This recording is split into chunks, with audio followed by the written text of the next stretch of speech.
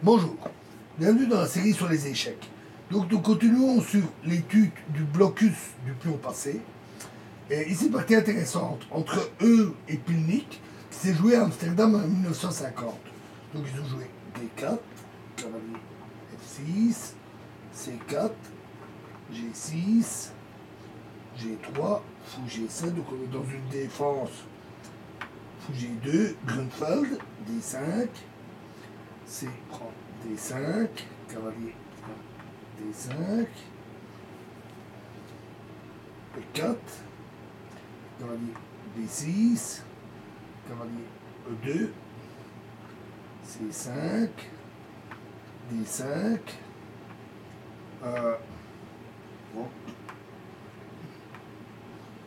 roc,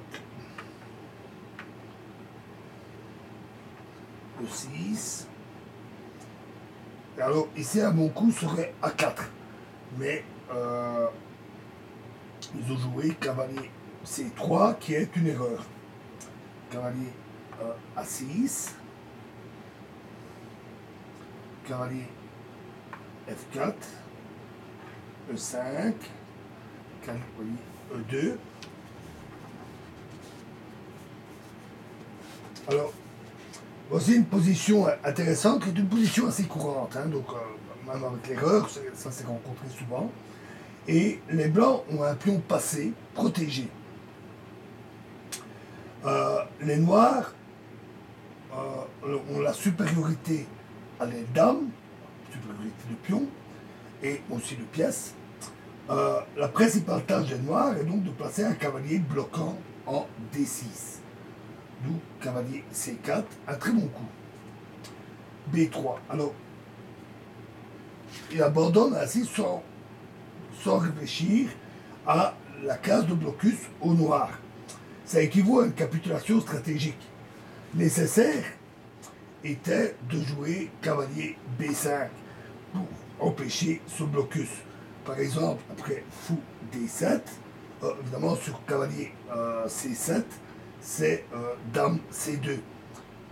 Et sur fou D7, c'est cavalier C3, dame B6 et A4 pour protéger le cavalier. Et les blancs ont plus de possibilités de s'activer que ce qui va se passer dans la partie. Ce coup est une erreur, il est inutile parce que les noirs avaient de toute façon l'intention de jouer cavalier D6. Fou E3, B6, dame D2, tour E8.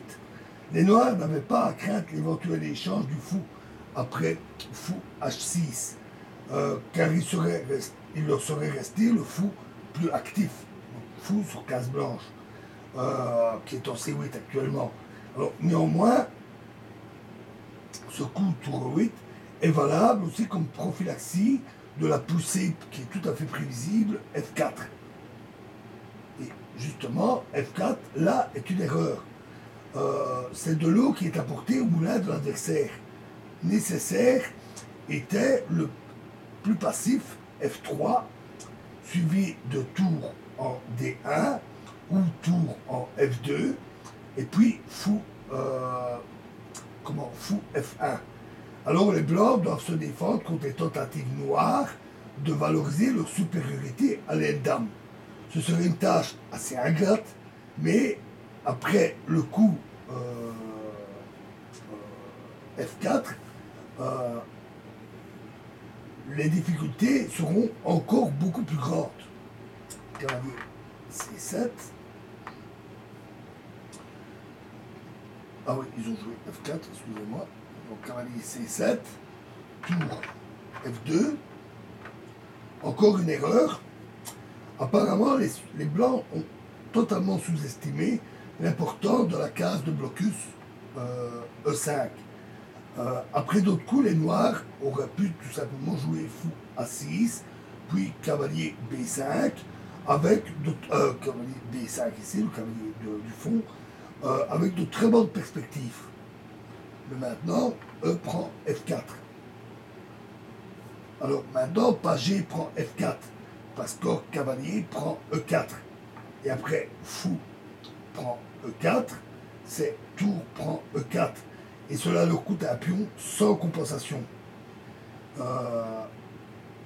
Donc, fou prend F4. Et maintenant, cavalier prend E4 serait une erreur.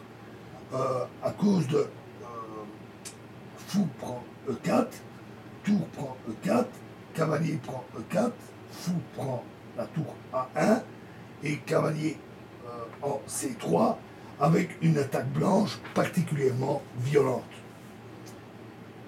Donc même les noirs doivent encore faire un peu attention. Donc x6, un très bon coup. Tour E1 qui élimine ce risque. Dame E7, G4 et fou E5. Un très bon coup. C'est une position qui, d'un point de vue stratégique, est très importante. Le cavalier D6 bloque le pion passé. Mais également, important est le blocus du pion E4, dont l'avance éventuelle activerait aussi le pion passé D5. Donc, fou prend E5, dame prend E5, cavalier G3. Encore une erreur. Le but de ce coup n'est pas clair. Dans la ligne de combat pour les cases du blocus, se trouve roi H1 pour jouer ensuite cavalier G1 puis cavalier F3 pour attaquer la case E5. Toutefois, les noirs conserveraient l'avantage. Après roi H1, ils joueraient simplement fou prend E2. Mais ce serait quand même moins convaincant que ce qui va arriver et les blancs auraient pu opposer plus de résistance. Donc cavalier G3, tout à fait bizarre, tour E7, fou F1, fou C8, fou E2, fou D7, tour F1, tour F8, dame C1, cavalier E8, roi H1, F6, tour G1 et cavalier G7. Alors, ce coup-là est une erreur. À cet endroit-là, le cavalier ne peut rien faire. Ces cases-là lui sont inaccessibles. Le plan correct aurait été de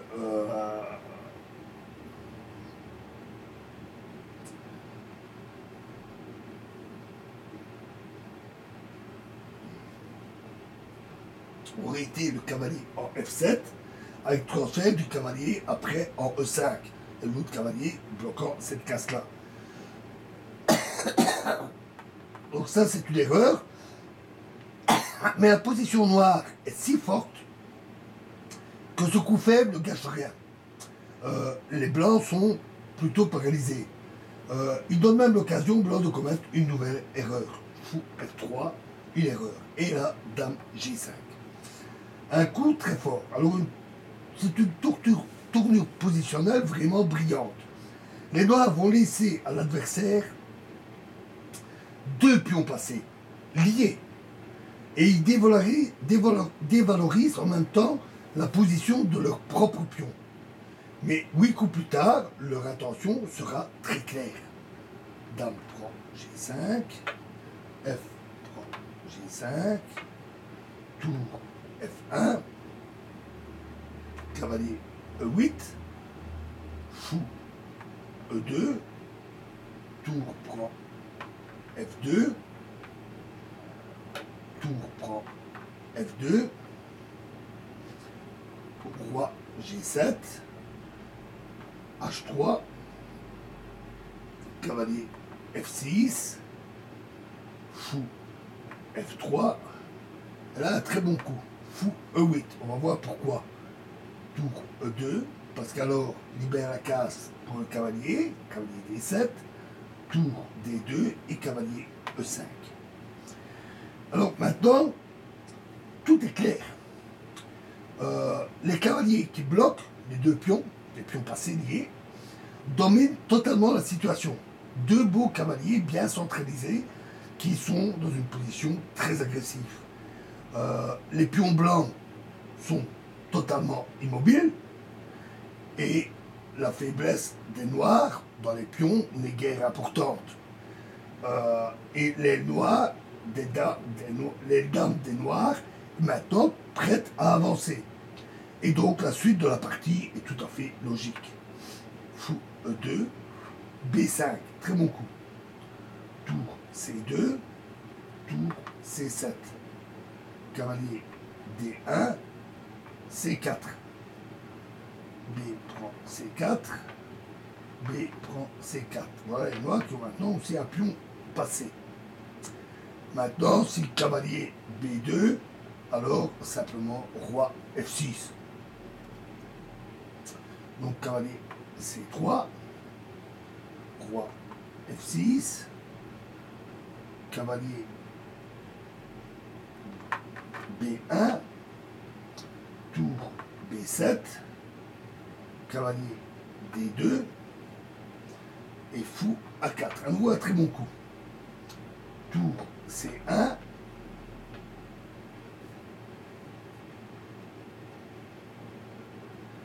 et tour B2, pénétration de la tour en deuxième rangée, un très bon coup.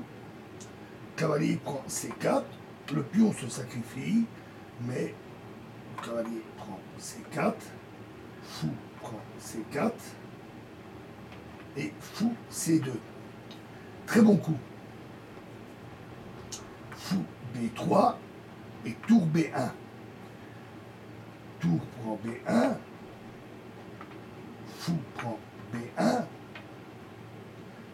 cavalier E2, fou prend E4, échec, roi H2, roi E5, et les pions blancs tombent. Cavalier C3, essaie de protéger son pion, fou D3, roi G3, cavalier E4, échec, cavalier prend E4, fou prend E4, nouveau le pion menacé, D6, roi prend D6, évidemment. Donc là maintenant on entre dans une finale de fou. Fou G8, H6, fou F7, fou D5, fou prend G6. Alors là, il y a égalité de pions, mais les pions sont sur des couleurs différentes du fou adverse, ce qui n'est pas le cas des pions ici, et le roi noir est beaucoup mieux centralisé. Fou prend A2, un pion qui tombe, H4, A5, H prend G6, H prend G6, roi F3, A4, roi E3, fou E6, petite difficulté, la case n'est pas de la couleur de promotion, la case de promotion n'est pas de la couleur du fou. Roi D4, fou prend G4, et maintenant voilà deux pions passés. Ça c'était le défaut des pions sur la couleur du fou.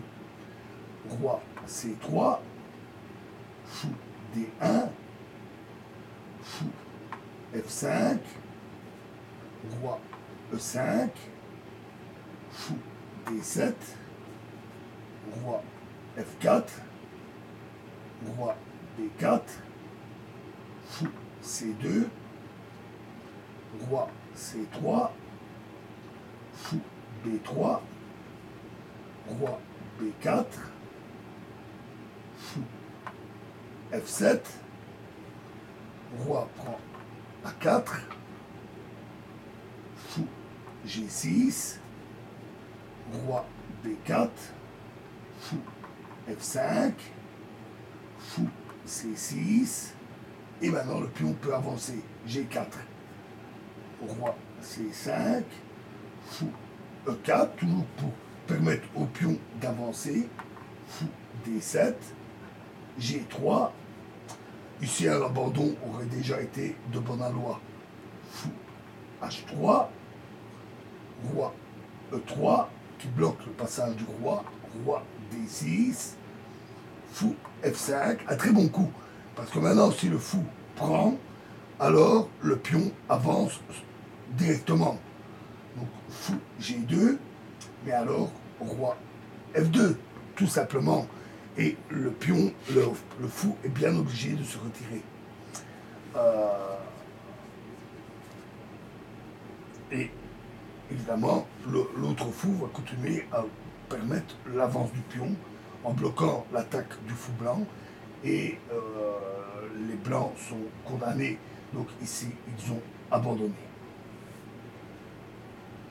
Alors, les deux parties qu'on a vues, celle-ci et celle de la vidéo précédente,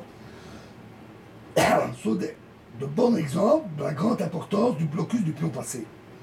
Dans la première partie, les noirs offrent par la poussée F5 spontanément un pion passé à leur adversaire, mais il a paru alors qu'un pion passé bloqué est parfois moins dangereux qu'une majorité mobile de pions.